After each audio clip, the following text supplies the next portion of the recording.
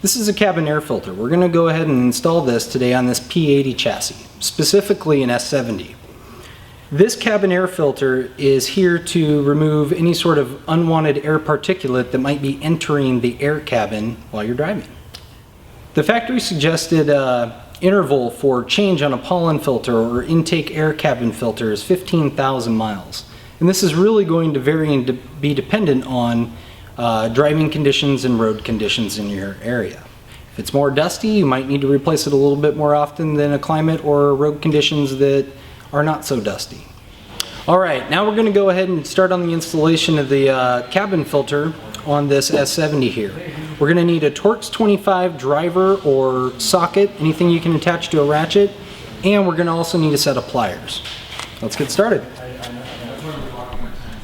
Now to remove the cowling, there's going to be 3 screws, 1, 2, and 3, and then there's going to be a hose clamp around this rubber drain tube. We're going to remove all 3, and then we're going to remove the cowl.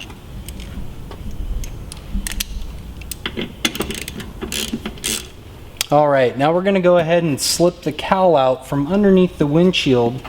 And you're going to have to be very careful with this to make sure that you're not going to end up tweaking the plastic too much.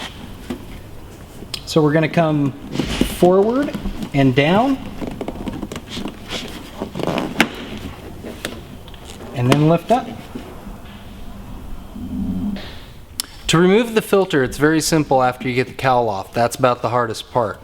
We're just going to reach down inside and lift up on the front side of the filter and pull it right out.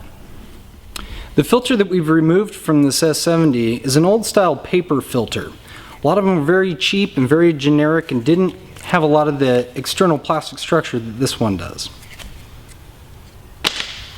This filter now is a new charcoal impregnated filter that we'll be able to install.